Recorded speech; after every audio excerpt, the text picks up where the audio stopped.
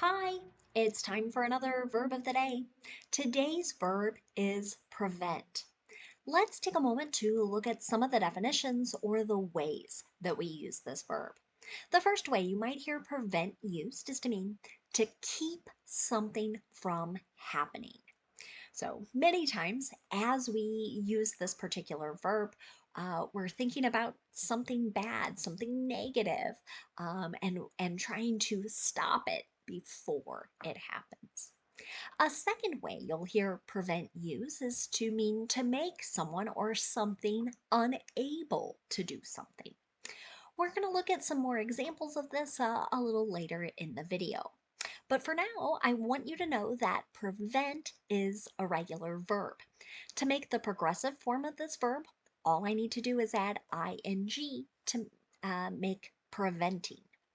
To form the past tense and participle forms of this verb, I need to add ed to the end. And you're going to notice my verb prevent ends in a T sound. And so as I add this ed suffix, I'm going to make an id sound, and I'm going to add an extra syllable to the word. It should sound like this: prevented, prevented. Okay. Now, there's one phrasal verb you might encounter as you're reading or listening, and that is to prevent from. This can mean to stop a person or a thing from being able to do something. Let's take a look at an example sentence. Something is preventing me from opening this door.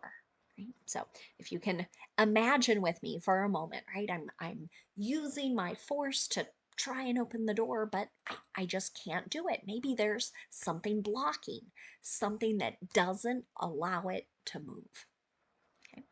Now let's continue using our verb of the day in a couple different verb tenses. Today we're going to practice the simple present and the present progressive. Let's start with the simple present. We use this verb tense to talk about our habits and routines. It's also common to hear it used in connection to facts. And as I make and form simple present sentences, it's very important for me to pay attention to my subject. So in the affirmative, my structure is going to be to start with my subject.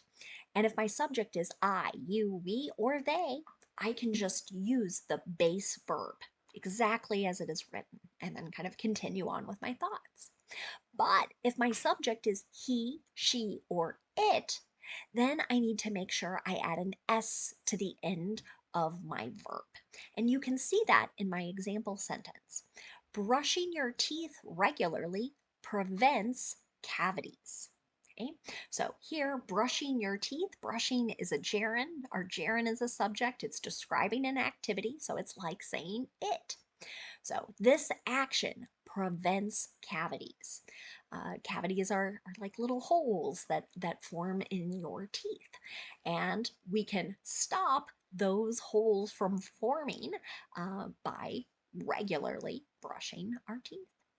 Now, if I want to make a negative simple present sentence, again, I'm going to pay attention to my subject. I'll start with that. If my subject is I, you, we, or they, I'm going to use do not and then the base verb. If my subject is he, she, or it, I'm going to use does not and then the base verb. Okay? You might also hear the contractions don't and doesn't and then the base verb. You can actually see that in my example sentence here. Having good posture and exercising regularly don't prevent back pain.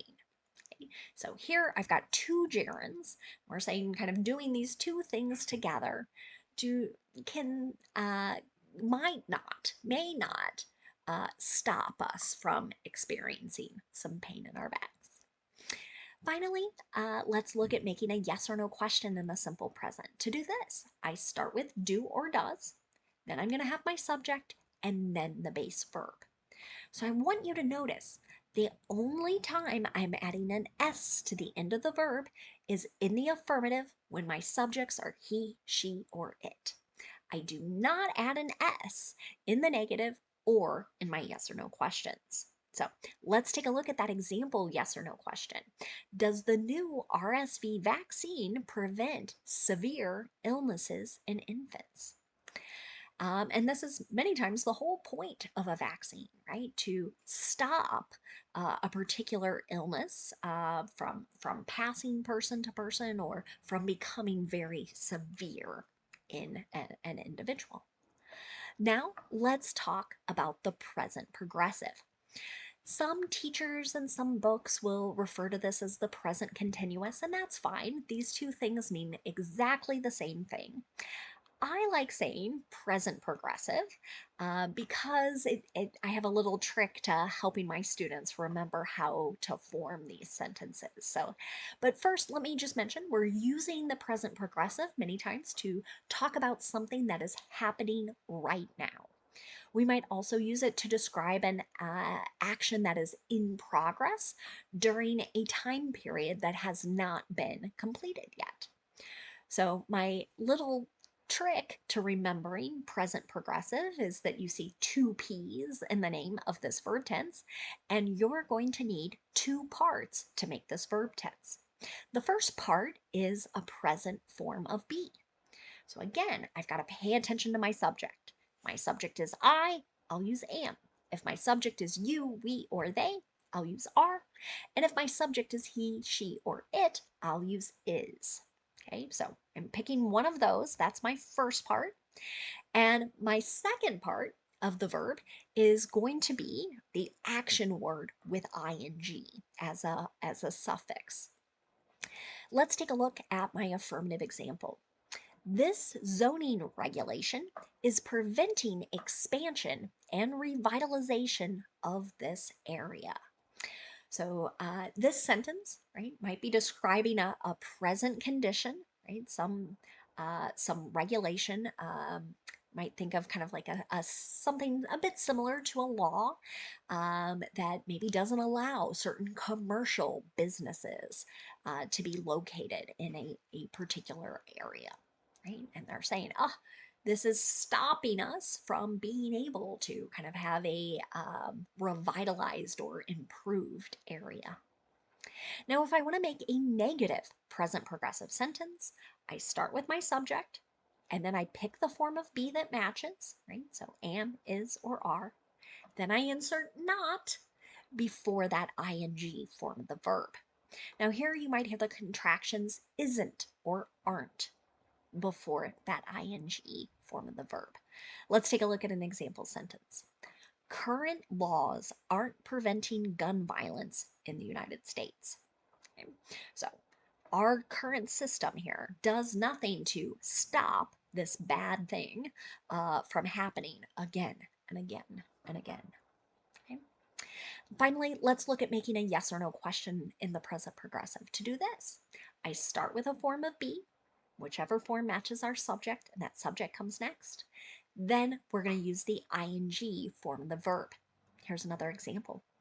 Are you preventing your children from using social media? This would be a great example tying back to the second definition, right? So we're not allowing them to utilize these platforms. Some parents say, nope, not going to give permission. But this verb here very much connects to that action, kind of stopping them from doing this or having the ability to use social media. Now, let's spend a moment looking at some words that are related to our verb prevent. And the first word we're going to discuss today is the noun prevention. This is the action of stopping something from happening. An example of this might be, we're going to discuss fraud prevention techniques. So fraud, I encourage my students to think of this as like financial crime, right? So usually there's some kind of trick involved. And so an important topic to discuss and to know about, right? What are things we can do to stop someone from tricking us into giving them our money? Another related word you might encounter is the adjective preventable. Now, that suffix able, I always encourage my students look at it and think able to, and then look at that root word. So, able to be prevented might also help you to think about able to be avoided. An example of this might be, should airlines compensate passengers whose flights are affected by preventable delays? Okay. This is something that's being discussed a great deal in the United States right now. So, what this question is asking, right? So, something the airline can control, something they can do to stop a delay before it happens. So, this is not related to the weather, right? Because the airlines cannot control good weather or safe weather for flight. But there are things related to scheduling, for example, they could control. The last word we're going to look at today is another adjective. I've added the prefix un, and I hope you look at that and immediately know not, right? So, not able to be prevented or not able to be avoided. An example of this, this accident was unpreventable, right? Maybe you've heard someone use that or describe something, right? Sometimes things happen and there's just nothing we could have done differently to avoid that bad thing from happening.